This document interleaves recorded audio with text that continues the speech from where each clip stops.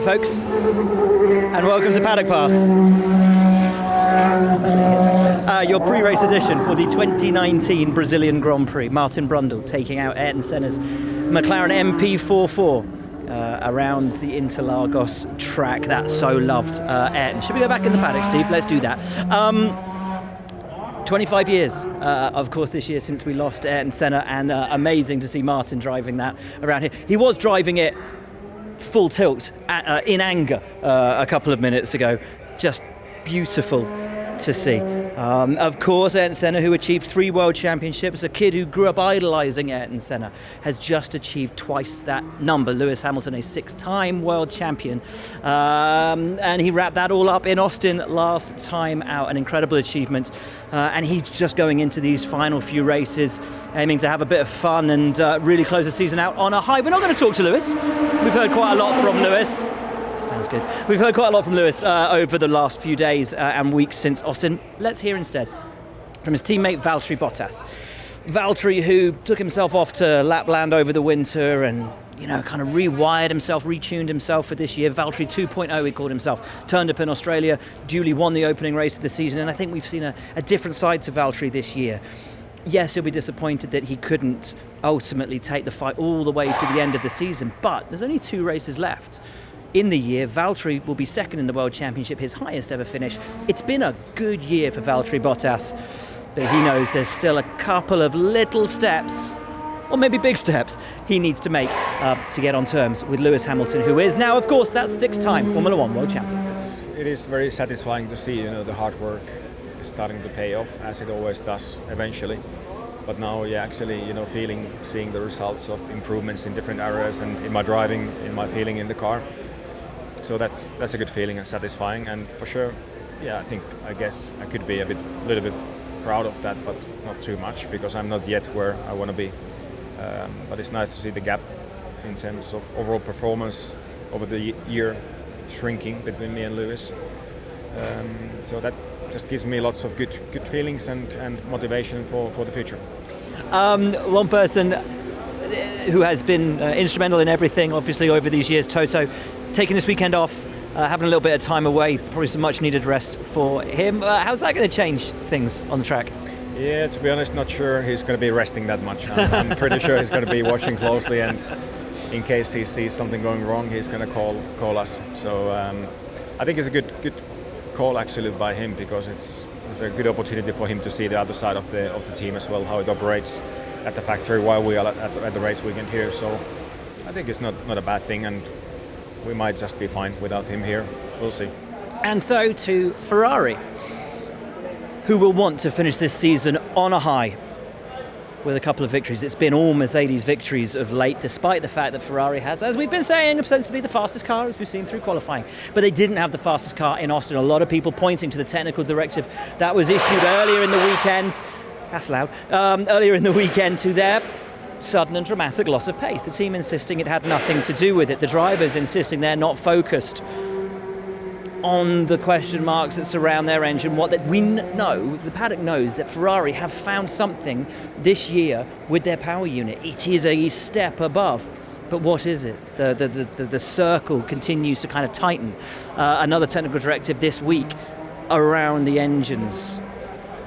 Are people figuring out what they're doing, or we just don't know right now? But the team insists they're not worried about it, they're not focusing on it. It will be business as usual in Brazil for Ferrari. I think it's a very nice place to go racing. People are very passionate about racing and very excited, especially around the track, so that's great. We get a lot of support as being Ferrari, so it's obviously nice to come here. The track is amazing. It's only a bit short. In the past, I think they had a longer track here, like way back. So maybe it would be nice to go back to that. But no, it's a good place, and there's always, as I was explaining earlier, that there's always a reason, or somehow there's always drama here. So there's always something happening. It's quite unpredictable. So just like maybe 2012, which was an extreme race, but there were other races as well where I remember. So yeah, it's been a very good place. But also I remember 2009 as probably a very big defeat, losing out on the championship to Jensen. So good and bad memories.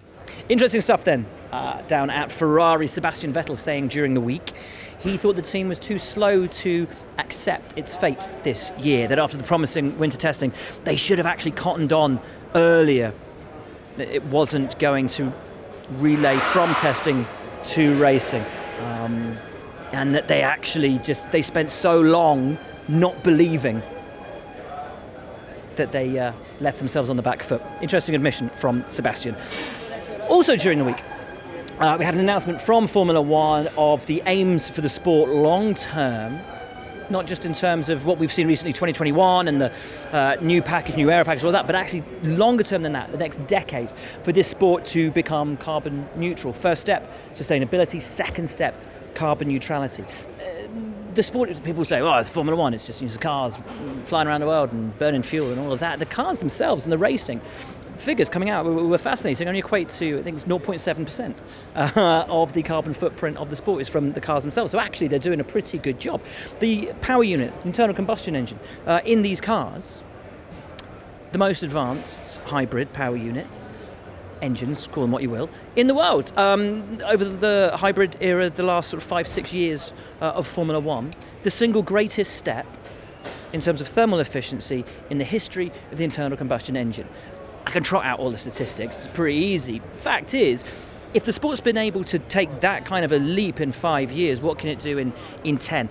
Big ambitions. Obviously, Lewis Hamilton talking a lot about his desire to see the sport and the world change. You don't often hear about it, but Sebastian Vettel was very, very active in the paddock with recycling and making sure that single-use plastics, are not in use at his team, and that will become something that sweeps along this paddock as we aim to reach carbon neutrality. Big changes are going to be needed, but there is a good intention and a good ambition to do what's right. So we've done Mercedes, we've done Ferrari. Let's talk now Red Bull announcement this week. It's all about the news this week. Alex Albon will return for another year at Red Bull alongside Max Verstappen in 2020, and I think thoroughly deserving of the seat. He's had a brilliant rookie season in Formula One. Really impressed at Toro Rosso, has impressed everybody since moving to Red Bull as well, never finishing outside the top 6 despite starting on the back foot and at the back of the grid for a number of races due to engine penalties and what have you. Let's talk to him, shall we? We caught up with Max earlier today. Max loves this place.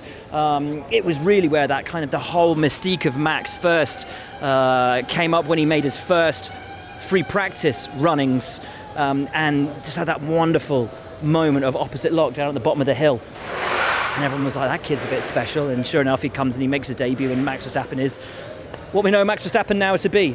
Had a great run here last year, should have won the race. Silly altercation with Esteban Ocon that really didn't need to happen. Anyway, he's looking forward to coming here and said that actually he doesn't think about last year in terms of I need to make up for what happened last year, because that just puts you in a bad headspace. So not thinking about that, but he is confident that they've got the car, they've got the pace to be able to fight for the win. Alex Albon, back with Red Bull for 2020, and here he is. I wasn't so much worried about kind of Pierre's side, it was more just worried about, the inexperience going into a big team. And that side to me, it was very similar feelings towards that first step into Toro Rosso, because I didn't do that testing and everything like that. So it was almost a repeat it wasn't anxiety, but it was just like, okay, how's it going to go, that kind of thing. And that made me feel a bit more calm going into Spa. It was, but no, it's gone well, and I'm happy with the races that I have had with Red Bull. Still want to work on it and get ready for 2020, but I think I'm happy. I'm very happy.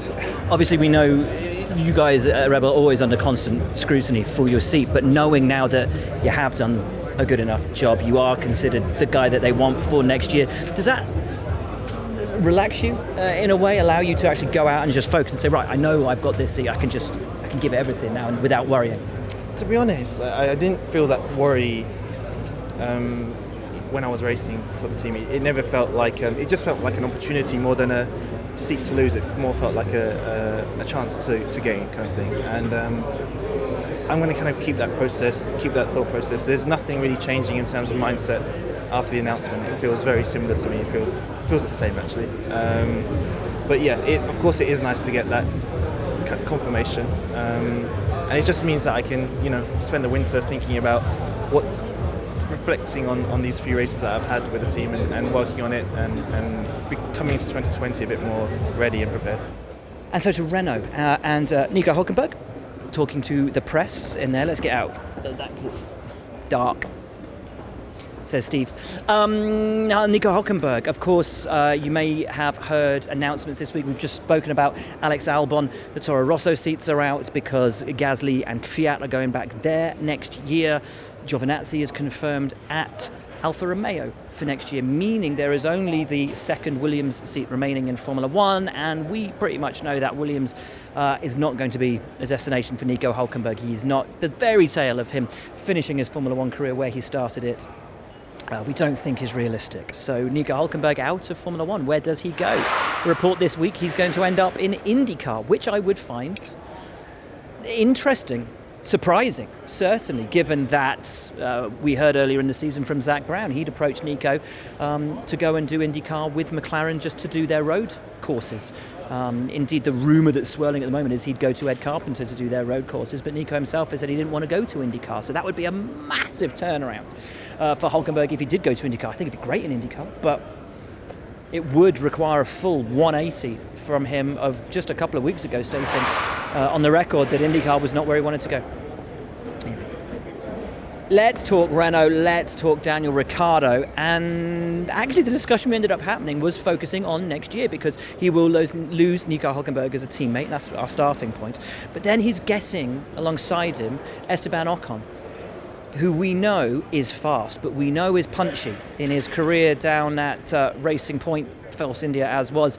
He and Checo didn't get on. And this year we've had the length and breadth of this paddock, the conversation of can you have two number one drivers? At Ferrari, is that in their best interests? At Red Bull, interestingly, it did work with Daniel and Max. Is it a Daniel specialty, being able to have two alpha drivers, as he was with Nico Hulkenberg, two kind of number ones there? Anyway, questions we put to Daniel, questions we ask him about next year, and Esteban Ocon, and whether that relationship will be as rosy as the ones that he's had so far in his career. You've got 2 races left with him. Has it been a fun year? Yeah, it's been pretty, it has. Like, it's been easy going, in terms of, he's been easy to work with, does what he has to do, doesn't really kick up a fuss. I think also I do believe coming into this season, we both had respect for each other, and I think that helps as far as just, we don't feel the need to, do anything weird, and I don't want to say I've had that in the past, haven't had that, but I think it made the transition into me coming into this team quite easy, and pre-season had a bit of a laugh. After some races, we might go out and see each other and have a drink or so at a party or whatnot. But yeah, he's cool. He's I don't know. Yeah, I certainly think he still has time in the sport. If he wants it, I still think his ability is certainly there to do it. But yeah, I don't fear for him if he doesn't come back to F1. I know he's a pretty switched on kid as well. I know he's quite business savvy as well. So if he goes on to do other things, I think he'll be okay. I was going to say, having two alpha drivers doesn't usually work at a team, but with you it seems to have done. You and Nico this year, you and Max before, you and Seb to a degree as well. Is that just your mindset making those kind of things work? And do you think it'll be any different with Esteban next year?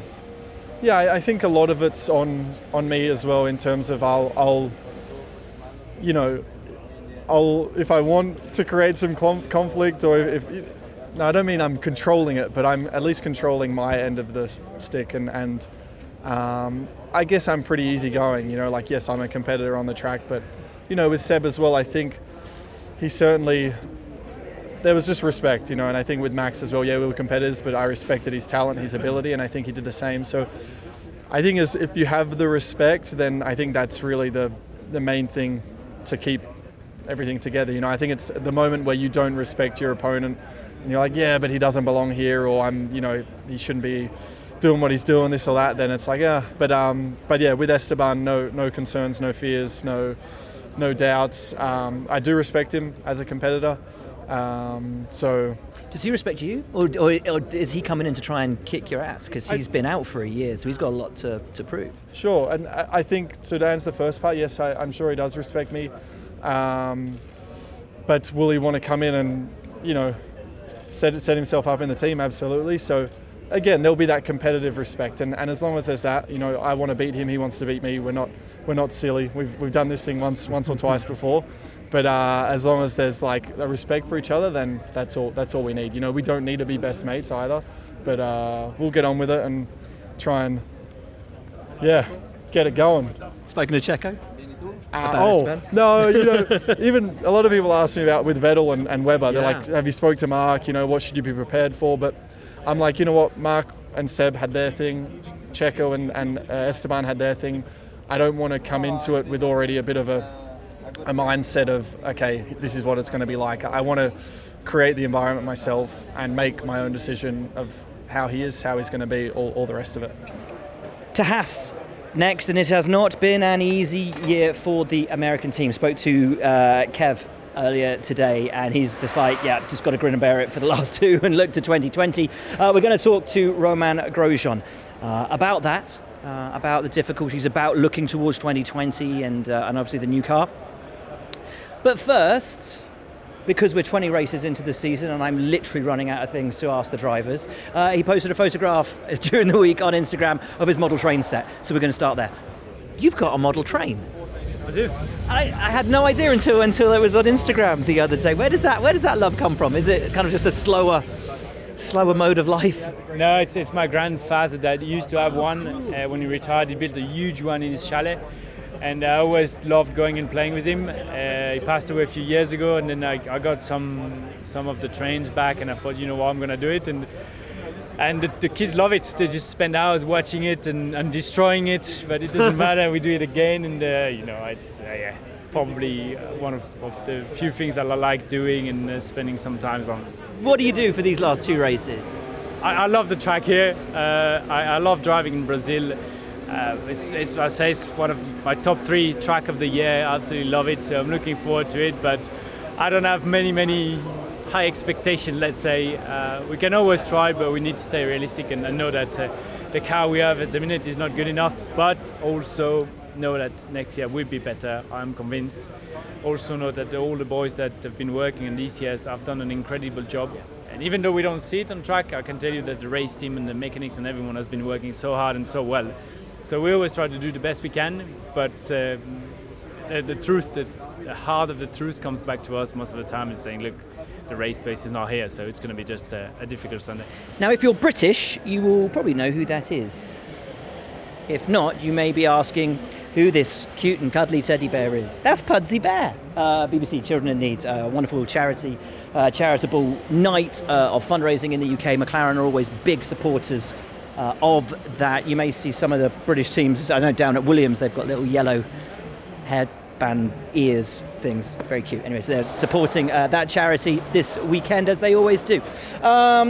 McLaren, we're going to talk to Carlos Sainz, because it was around this time last year that he was confirmed at McLaren, and it took everybody by surprise. Red Bull had the option on him, opted for Gasly over Sainz, and McLaren was almost sort of a last-ditch option for him, and it didn't look like a good option because in all those years that Fernando had been there, they hadn't turned the corner, they hadn't made it work. And if Fernando Alonso couldn't make it work, well, what chance did Carlos Sainz have of making it work? There were a lot of questions, and yet the last 12 months have been phenomenal. The atmosphere at the team has shifted. The arrival of Andreas Seidel, of James Key in the background working on next year's car. The relationship between Lando and Carlos has been phenomenal. What we didn't really realise at the time, but everything that was being put in place by Pat Fry, Andrea Della Stella, right now, this time last year, going through the winter, that essentially set the team on the course that it's been on this year. Phenomenal. One of, if not the team of the season in Formula One, just in terms of the ground they've covered, the steps they've taken from last year into this year. It's a great story, but as everyone's asking, and we're not trying to stir up discontent between drivers after that Daniel interview, but the Lando-Carlos relationship is so good. Can't last forever though. If you guys get a competitive car, Can that last? Hopefully not very long, because it would mean that we would be fighting for championship soon. But I guess it's going to last long enough for people to enjoy. But I think it would be natural that if we start fighting for more important things than P7s, everything would get a bit more tense. Not a worse relationship, just a bit more tense. It's a funny thing, you know, that people are asking in Formula One, the length of this paddock. Can you have two number ones at a team? Can you have two Alfa drivers, or does one have to take that leadership role? I think with a good team managers, you can have two good drivers. Racing Point now, and Sergio Perez. An intense fight for 6th in the Constructors' Championship between these guys and Toro Rosso. 1 point in it, 2 races remaining. But also talk about with Checo, about the team, about where it finds itself, about his teammate, what this year has been to them. Because they are so used to being best of the rest. They are used to being Formula One's giant killers, but this year 4th, not an option for them. We said it is that battle for 6th, which on recent history, even with the administration proceedings and all of the turmoil that the team's been through, as Checo admits, is something of a small disappointment. I think it's been a difficult year. I'll say that it's a disappointed one, you know, because we kind of not recovered enough. But we knew it was going to be a transition year. I think what it's on the sidelines for next year is very promising. I think we should be so much looking forward to that. But at the same time, we have a very important homework to do for the next 2 races. You know, we're fighting big in the constructor, which is very important. Has an impact on next year. You know, the more money we can have, the better. So very important these next 2 races for us as a team, and we want to do very well. Alfa Romeo and new driver announcement here, as we've already touched on. Antonio Giovinazzi will be back for a 2nd season with Alfa. A bit wobbly. We're trying to figure it out earlier. Has Kimi Räikkönen ever had a rookie teammate? Theoretically, Antonio's not actually a full rookie because he had a couple of races back in 17 and then with Sauber as was. And then now, obviously, with Alfa, is he a full rookie? It's that, you know, it's the pedantry, depending on how pedantic you are, of statistics, isn't it? Which is the thing we didn't touch on earlier. This is Sebastian's 100th race for Ferrari, because apparently the Bahrain race where his engine blew before the start doesn't count. But obviously if he blows up here, it won't be his 100th race either, so it's his expected 100th. Pedantry of statistics, people, in full effect. Anyway, has Kimi ever had a rookie teammate? And he couldn't remember. Not sure if he has, but he said how impressed he'd been with Antonio. He'd worked with him at Ferrari. They've got a really good relationship, these two. It's been a tough second half to the season, though, because as Antonio's level has risen, the car has plateaued, and other teams have risen above it. Raikkonen hasn't scored a point since the break. Antonio has, but as you're about to hear, and as he admits, his racecraft isn't quite where it needs to be, because even on the occasions, and they're more often than not at the moment, that Antonio out-qualifies Kimi, he's not been able to finish ahead of him in the race. It was a tough second part of the season. From my side, I think, like you say, you know, I improved a lot from Spa to the last race, but we struggled a little bit more with the car. But in the end, I think important was the reference with Kimi that was there, and he was still consistent, and this was my main target, you know, to be really close to him, sometime in front, and I think in the end, you know, like I say many times, if my pace was that one, I fully deserved the seat for next year, so I'm really happy for this. As already touched on, Toro Rosso will have the same lineup next year that they have right now. Danny Kvyat and that guy, Pierre Gasly. Gasly's going to be obviously a little bit upset that Albon's got the Red Bull Racing seat. But it's a really interesting thing this year, I think, that, you know, Gasly did do okay at Red Bull, but it just wasn't quite enough for what they needed. And we've spoken about it before, the operating window of the car. It's a much narrower operating window for that Red Bull, a bit wider down here at Toro Rosso. It just seems that Alex has been able to get on top of that Red Bull, get within that very narrow window and make it work for him, whereas Pierre perhaps needed a little bit more scope, a little bit more space to play within, which is what he has down here at Toro Rosso. And actually, if that allows him to bring the best out of himself, well, let's be honest, since he's come back to Toro Rosso, we've seen the Pierre Gasly that we saw last year that made Red Bull want to take him in the first place for this year. maybe this is the right place for him. Him and Danny Kvyat, very, very strong lineup for Toro Rosso for next year. They're fighting for 6th in the Constructors' Championship this year. Hopeful of 5th, maybe even more in the future. And with that kind of a lineup, every reason to think they can fight for it. So, let's talk to Pierre right now. Let's hear from him. Continuation of his contract at Toro Rosso. Yeah, no, I'm really happy to continue with Toro Rosso. We've worked really well since I've joined the team, and it's been a pleasure to work with this team last year already, in the last couple of weeks, and I feel we are achieving every weekend a good level. We managed to show the full potential of the car we have. I'm really happy to continue the adventure with them, and excited to see what we can achieve next year. You and Danny make a very strong lineup. What can you and Toro Rosso achieve going into next year? Do you already have an objective in sight? Well, at the moment, to be fair, I didn't even think about it. So it's just thinking about Brazil, Abu Dhabi, which can make a massive difference in terms of money for next year. So I think that's the first target for next year. No idea, and I don't even know how competitive we're going to be, so at the moment, no, I didn't think about it.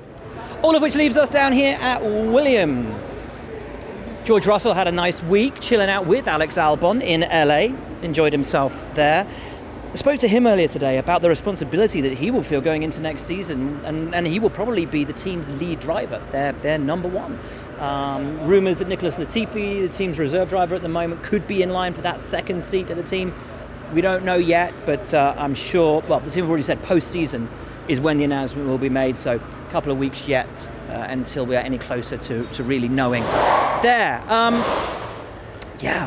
Huge responsibility for him after just one season in Formula 1, but he said he's learned a huge amount about what it takes to turn a team around, to lead a team, to really be that one responsible for pushing the team in the right direction. So, big job for Georgie Russell next year. Let's talk, though, to Robert Kubica. 2 races left in what I don't think it's unfair to say has been a disappointing season for him. But even making it back to Formula 1 has been a tremendous feat for a guy who is tremendously inspirational, not just in Formula 1 but across sports. Can hold his head high after what he has achieved in just making it back to the pinnacle of global motorsport. Always a joy to speak to Robert, who's on very, very good form today. What do you want out of these last 2 races? Fun, which normally fun comes when you are fast, but still I think enjoyment with working with the team, although it has been a difficult season. We still target to work well, and hopefully we'll enjoy those races, weekends, and finish. I would like to say finish on the high, but I think high is nearly impossible, so but finish in the positive way. Lots of talk about what you're going to be doing next year. Do you know yet? Yeah, I did want to actually say that on my press conference that I decided and I will retire, but to see what will be the reaction, but it was a joke, so I didn't say it. Things are... But Jorge Lorenzo beat you to that today, so Oh, right. I didn't know. But is he retiring? No. Yeah. This is going to be his last race this weekend. Oh, right. So it's a shame, but tough season also for him. Well, I still, as I said in Singapore, pretty early and straightforward. Target to race somewhere. Things are moving forward. Of course, some days they are better, some days a bit worse. Some of scenarios are looking more promising. So probably we'll end up with combining more than one program or one job, which is good. And looking forward to sort out things. But I'm pretty relaxed. Which is looking the most promising? What can't you tell us?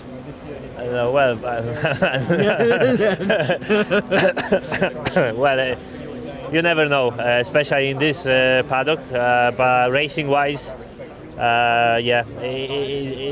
it's growing, and I really hope I will manage to make it work with another program and with the time, because in the end of the day.